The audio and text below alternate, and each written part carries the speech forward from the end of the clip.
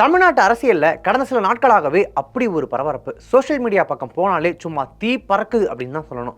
TVK தமிழக வெற்றி கழகம் ஆட்சி அமைச்சு சில மாதங்களே ஆன நிலையில இப்போ முதலமைச்சர் விஜய் அவர்களுக்கு அவருடைய அமைச்சர்களே அடுத்தடுத்து பெரிய தலைவலிகளை கொடுத்துட்டு வந்துட்டு இருக்காங்க.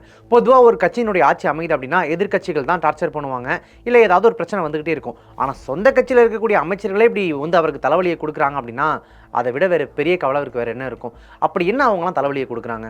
முன்னாள் முதல்வர் மு க ஸ்டாலின் முதல் எதிர்க்கட்சி தலைவர் உதயநிதி வரைக்கும் இவங்க ரீல்ஸ் போட்டு தான் ஜெயிச்சாங்க, இது ரீல்ஸ் ஆச்சு அப்படின்னு சொன்ன அதே ரீல்ஸ் கலாச்சாரம் இப்போ ஆட்சி பொறுப்பேற்ற சில மாதங்கள்லேயே விஜய் அரசுக்கு ஒரு மிகப்பெரிய தலைவலியாக மாறி இருக்கு. ஆர்வக்கோளாறு அமைச்சர்கள், இளம் அமைச்சர்களின் முதிர்ச்சியற்ற தன்மை அப்படின்னு எதிர்க்கட்சிகள் எல்லாம் ஒட்டுமொத்தமாக தாவேக அரசை வச்சு செய்ய ஆரம்பிச்சிட்டாங்க. அமைச்சர் சரத்குமாரின் அந்த மர்மமான அந்த போதைப்பொருள் பயன்படுத்துகிற மாதிரியான அந்த வீடியோ முதல் அமைச்சர் கீர்த்தனாவின் லாஸ்ட் பெஞ்ச் சர்ச்சை இப்போ சமீபத்தில் நடந்த வரைக்கும், இது மட்டும் இல்லாமல் தாவேகாவுக்குள்ளேயே வெடிச்சிருக்கக்கூடிய அந்த ரகசிய பனிப்போர் என்ன, தன்னுடைய சொந்த அமைச்சர்களை விஜய்க்கு மிகப்பெரிய டார்ச்சர் ஆனது எப்படி, இதுக்கெல்லாம் முதல்வர் விஜய் அவர்கள் எப்படி முடிவு கட்ட போறாரு, இதை பற்றிலாம் தான் இந்த வீடியோ டீட்டெயிலாக சொல்ல போகிறேன். ஸ்கிப் பண்ணாம கடைசி வரைக்கும் ஃபுல்லாக பாருங்க.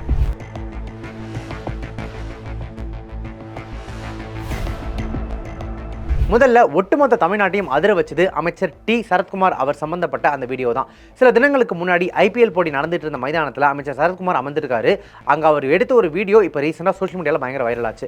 அந்த வீடியோவில் அமைச்சர் சரத்குமார் தன்னுடைய மொபைல் ஃபோன் ஸ்க்ரீன் மேலே ஏதோ ஒரு பொருளை வெள்ளையாக வச்சு ஏடிஎம் கார்டை பயன்படுத்தி அதை நசுக்கி தூளாக்கிட்டு இருக்காரு. இதை பார்த்த நெட்டிசன்களும் சரி, எதிர்க்கட்சியினரும் சரி, என்னது பொது இடத்துல அமைச்சரே போதைப் பொருள் பயன்படுத்துறாரு அப்படின்னு கேள்விகளை எழுப்பி சோஷியல் மீடியாவை அதிர வச்சாங்க. அது அவர் அமைச்சர் ஆகிறதுக்கு முன்னாடி எடுக்கப்பட்ட பழைய வீடியோவாக இருந்தாலும் அப்படிப்பட்ட ஒரு மனிதரை அமைச்சராகிட்டோம் அப்படின்ற மாதிரி விவாதங்களை கிளப்ப ஆரம்பிச்சிட்டாங்க. விவகாரம் கைமீறி போகவே திமுக உள்ளிட்ட எதிர்க்கட்சிகள் இந்த விவகாரத்தில் தீவிர விசாரணை நடத்தணும், அமைச்சர் சரத்குமார் உடனடியாக தன்னுடைய பதவியை ராஜினாமா செய்யணும்னு சொல்லி போராட்டங்களில் இறங்கிட்டாங்க. இதற்கு விளக்கம் கொடுத்து அமைச்சர் சரத்குமார் தரப்புல இருந்து ஒரு வீடியோ ஒன்று வெளியானது. அதில் அவர் என்ன சொல்லியிருப்பார் அப்படின்னா, இது இப்போ எடுத்த வீடியோவே கிடையாது, சில வருடங்களுக்கு முன்பு எடுக்கப்பட்ட ஒரு பழைய வீடியோ. அப்போ மேட்ச் பார்க்கும்போது என்னுடைய குழந்தைக்கு திடீர்னு உடல்நிலை சரியில்லாமல் போயிடுச்சு, வாந்தி எடுத்துக்கிட்டே இருந்த குழந்தைக்கு கொடுக்க வேண்டிய மாத்திரையை தான் அவசரத்தில் நான் ஃபோனில் வச்சு அப்படி நசுக்கி கொடுத்துட்டு இருந்தேன் அப்படின்னு சொன்னார். இதை தவறாக புரிஞ்சுக்கிட்டு அரசியல் ஆக்குறாங்க அப்படின்னு விளக்கம் கொடுத்திருந்தாரு. ஆனால் எதிர்க்கட்சிகள் இது சும்மா விடலைங்க. மாத்திரையை நசுக்கி கொடுக்கறதுக்கு எத்தனையோ வழி இருக்குது. யாராவது மொபைல் ஃபோன் ஸ்க்ரீனில் வச்சு ஏடிஎம் கார்டெல்லாம் நசுக்குவாங்களா? அப்படியே நசுக்கணும் அப்படின்னு இன்னும் சராமரியாக கேள்வி கேட்டு வந்துட்டு இருக்காங்க. இந்த நெட்டிசன்கள் கமெண்ட்ஸ் தாங்க முடியாதனாலேயோ என்னவோ அமைச்சர் சரத்குமார் தன்னுடைய இன்ஸ்டாகிராம் கணக்கே இப்போதைக்கு டீஆக்டிவேட் பண்ணிட்டாரு, அதாவது மொத்தமாக மூடிட்டாரு. சரத்குமார் விவகாரமே இன்னும் ஓயாத நிலையில், அவருடைய அமைச்சர் பதவி நீடிக்குமா என்னன்னே தெரியாத நிலையில் அடுத்த வெடி வெடிச்சது தொழில்துறை அமைச்சர் எஸ் கீர்த்தனா மூலமாக. விருதுநகர் மாவட்டத்தில் இருக்கக்கூடிய ஒரு அரசு பெண்கள் மேல்நிலைப் பள்ளியில் சமீபத்தில் அமைச்சர் கீர்த்தனா திடீர்னு போயிட்டு ஒரு ஆய்வு மேற்கொண்டாங்க. வகுப்பறைக்குள்ள நுழைஞ்ச அமைச்சர் கீர்த்தனா முதல் பெஞ்சில் அமர்ந்திருந்த ஒரு மாணவியை எழுப்பி அந்த பொண்ணுகிட்ட ஆங்கிலத்தில், அதாவது இங்கிலீஷில் பேச சொல்லியிருக்காங்க. அமைச்சரோட இந்த எதிர்பாராத கேள்வியினால திகச்சு போன அந்த அரசு பள்ளி மாணவி பதில் சொல்ல முடியாமல் கொஞ்சம் திணறி போயிருக்காங்க. அங்கே சுற்றி கேமரா ஆளுங்களாக வேற இருந்திருக்காங்க. உடனே அமைச்சர் கீர்த்தனா அங்கிருந்த மற்றவங்களை பார்த்து, முன்னாடி பெஞ்சில் இருக்கிறவங்களுக்கே இப்படி ஆங்கிலம் தெரியலனா அப்போ பின்னாடி பெஞ்சில், அதாவது லாஸ்ட் பெஞ்சில் இருக்கக்கூடிய மாணவிகளோட நிலை எப்படி இருக்கும் அப்படின்னு கிண்டலாக போகிற போக்கில் ஒரு கமெண்ட்டை கொடுத்துட்டு போயிட்டாங்க. அமைச்சரோட இந்த பேச்சு வீடியோவாக வெளியாகி இணையத்தில் பெரும் கண்டனாலேயே உருவாக்குனுச்சு. அரசு பள்ளி மாணவர்களை ஊக்கப்படுத்த வேண்டிய அமைச்சரே இப்படி பொதுவெளியில் அவங்கள அவமானப்படுத்தலாமா அப்படின்னு சொல்லி சமூக ஆர்வலர்கள் ஆரம்பித்து எல்லாருமே கொந்தளிக்க ஆரம்பிச்சிட்டாங்க. இது குறித்து எதிர்க்கட்சி தலைவர் உதயநிதி ஸ்டாலின், பள்ளி கல்வித்துறை முன்னாள் அமைச்சர் அன்பில் மகேஷ் பொய்யாமொழி மற்றும் பாஜக தலைவர் நயினார் நாகேந்திரன் உள்ளிட்ட பல தலைவர்கள் தன்னுடைய கடுமையான கண்டனங்களை பதிவு செஞ்சிருக்காங்க. அன்பில் மகேஷ் பொய்யாமொழி தன்னுடைய கண்டனத்தில் மாணவர்களின் மொழித்திறன் குறைபாட்டை சுட்டிக்காட்டலாம், தப்பில்லை, ஆனால் அதை ஒரு அரசியல் மேடையாகவோ அல்லது கிண்டல் செய்யும் கருவியாகவோ பயன்படுத்தக்கூடாது. உங்களுக்கு எல்லாம் ரீல்ஸ் கிடையாது, கண்டென்ட் கிடையாது, உங்க அகங்காரத்தை கொஞ்சம் குறைச்சிக்கோங்க. உங்களுக்கே ஆங்கிலம் சரியா பேச தெரியாத போது ஒரு சிறிய மாணவியை பார்த்து எப்படி இவ்வளவு திமிர்த்தனமாக கிண்டல் செய்யலாம் அப்படின்னு வெளுத்து வாங்கிட்டாரு. ஆனால் இந்த குற்றச்சாட்டுகளுக்கு விளக்கம் கொடுத்த அமைச்சர் கீர்த்தனா, அரசு பள்ளி மாணவியை நான் கேலி செய்தேன்னு ஒரு பொய்யான கதையை பரப்புறாங்க. நானே ஒரு அரசு பள்ளி மாணவி தான், நானும் தமிழ் வழி கல்வியில் படித்து வந்தவள் தான், மாணவர்களை காயப்படுத்தும் நோக்கம் எனக்கு இல்லை அப்படின்னு சொல்லி ஒரு நீண்ட விளக்கத்தை கொடுத்துருக்காங்க. ஆனால் நெட்டிசன்கள் சும்மா இருப்பாங்களா? அவங்க அரசு பள்ளியிலலாம் படிக்கவே இல்லை, அவங்க படித்தது ஒரு பிரைவேட் ஸ்கூல், இந்த மாதிரி கதையவே மாற்றுறாங்கன்னு அதையும் போட்டு வச்சு செய்ய ஆரம்பிச்சிட்டாங்க. சரி, இதெல்லாம் வெளியிலிருந்து வரக்கூடிய சர்ச்சைகள். ஆனால் தாவேகா கட்சிக்குள்ளேயே வெளியில் தெரியாத ஒரு கடுமையான காட்டு தீ புகஞ்சிட்டு இருக்கிறதா உளவுத்துறை வட்டாரங்கள் சொல்றாங்க. முக்கியமாக தென் மாவட்டத்தைச் சேர்ந்த 2 பெண் அமைச்சர்களான தொழில்துறை அமைச்சர் கீர்த்தனாவுக்கும் சமூக நலத்துறை அமைச்சர் ஜெகதீஸ்வரிக்கும் இடையே நடக்கக்கூடிய அந்த முட்டல் மோதல் தான் இப்போ தாவேகா அமைச்சர்களிடையே ஹாட் டாபிக்கா போயிட்டு இருக்கு. 2 பேருமே விருதுநகர் மாவட்டத்தைச் சேர்ந்தவங்க அப்படின்றதுனால மாவட்டத்தோட மொத்த அதிகார புள்ளியா மாறப்போறது யார் அப்படிங்கிற அந்த ஈகோ யுத்தம் இவங்க 2 பேருக்கும் இடையில ரொம்ப காலமாகவே ஓடிட்டு இருக்கு.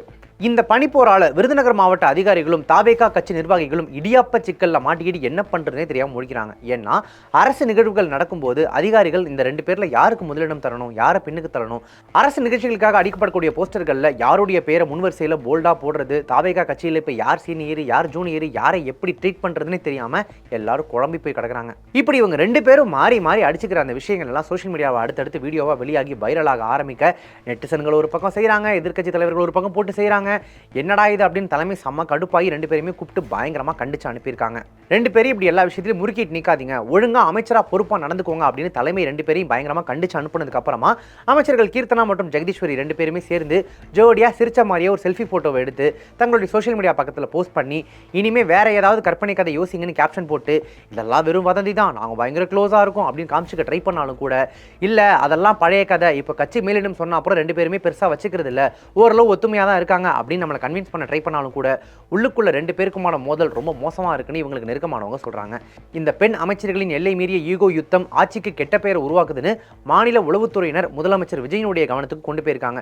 இதை கேட்டு சிஎம் விஜய் பயங்கர கடுப்பாகி இருக்காரு. போயிட்டு இருக்கிற பிரச்சனைகள்ல இதெல்லாம் ஒரு பிரச்சனையாயா? உடனடியாக தாவேகாவின் முக்கிய புள்ளியான அமைச்சர் புசி ஆனந்த் கூப்பிட்ட விஜய் அவர்கள் கடுமையான உத்தரவு ஒன்றை பிறப்பிச்சிருக்காரு.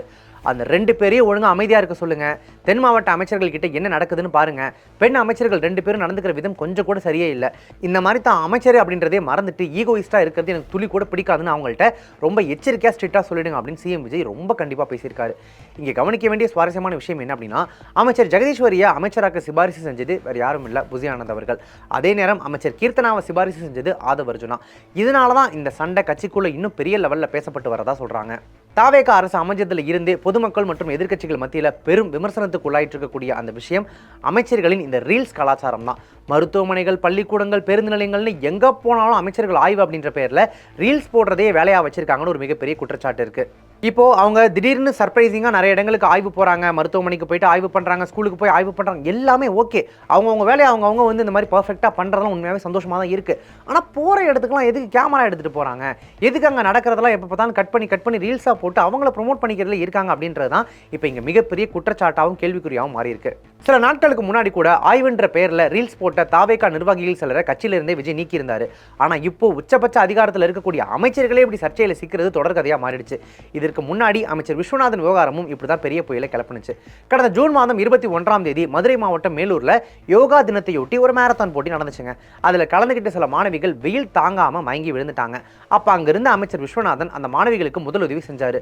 நல்ல விஷயம்தான். ஆனா அந்த வீடியோக்கள் சமூக வலைதளங்கள்ல பரவனப்போ அவர் மாணவிகளின் கால்கள் மற்றும் சில பகுதிகளை தவறான முறையில் தொடர்றது போல இருந்ததா சர்ச்சை கிளம்பினுச்சு. இதற்கு எதிர்ப்பு தெரிவித்து திமுக வழக்கறிஞர்கள் அமைச்சர் மேல நடவடிக்கை எடுக்க கோரி புகாரும் கொடுத்தாங்க. ஆனா அமைச்சர் விஸ்வநாதன், நான் மனிதாபிமான அடிப்படையில் தான் முதலுதவி மட்டுமே செஞ்சேன், என்னுடைய செயலை தவறா சித்தரிச்சிட்டாங்க அப்படின்னு வருத்தத்தோட விளக்கம் கொடுத்திருந்தாரு. இப்போ அவர் போயிட்டு முதலுதவி பண்றதை எதுக்கு அங்க வீடியோ எடுக்கணும், அதை எதுக்கு ரீல்ஸா போடணும், அதெல்லாம் பண்ணாம இருந்திருந்தாருன்னா மேபி அவர் நல்ல மாதிரியே செஞ்சிருந்தாலும் அது தப்பான கண்ணோட்டத்தில் வெளில பார்க்கப்பட்டிருக்காது இல்லையா? இப்படி போற இடங்களெல்லாம் ரீல்ஸ் எடுக்கிறத தாண்டி ஸ்கூல்ஸ்ல போயிட்டு இவங்க பண்ற அலப்பறை நாளுக்கு நாள் ரொம்பவே அதிகமாயிட்டு இருக்கு அப்படின்னு ஒரு மிகப்பெரிய குற்றச்சாட்டு வைக்கப்பட்டு இருக்கு.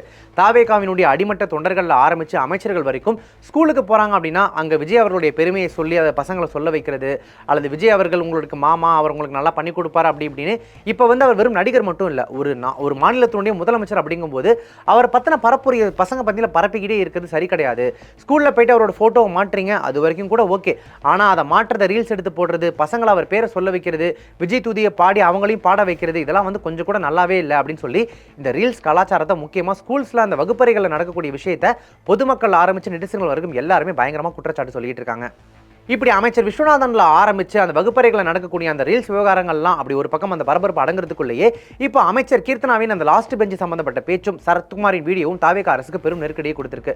ஆட்சிக்கும் நிர்வாகத்துக்கும் சம்பந்தமே இல்லாம தாவேகாவினர் சிலர் ஆய்வு அப்படின்ற பேர்ல அரசு அதிகாரிகளையும் ஆசிரியர்களையும் தொந்தரவு பண்றதா புகார்களும் குவிய ஆரம்பிச்சிருது. கல்வி நிலையங்கள் அப்படின்றது மாணவர்கள் பாதுகாப்பாகவும் மன அழுத்தம் இல்லாமலும் படிக்க வேண்டிய இடம்.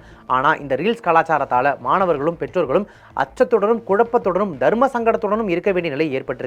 விஜய் ஆட்சியில மாணவ மாணவிகள் மிகுந்த மன அழுத்தத்திற்கு உள்ளாக்கப்படுறதா எதிர்க்கட்சிகள் தொடர்ந்து விமர்சனத்தை வச்சிட்டு இருக்காங்க. இவ்வளவு நடந்துமே கூட முதலமைச்சர் விஜய் அவர்கள் இதுவரைக்கும் இந்த விஷயங்கள் குறித்தோ அமைச்சர்களின் செயல்பாடுகள் குறித்தோ பொதுவெளியில வாயே திறக்கல அப்படின்றது எதிர்க்கட்சிகளின் மிகப்பெரிய ஆயுதமாகவே மாறி இருக்கு.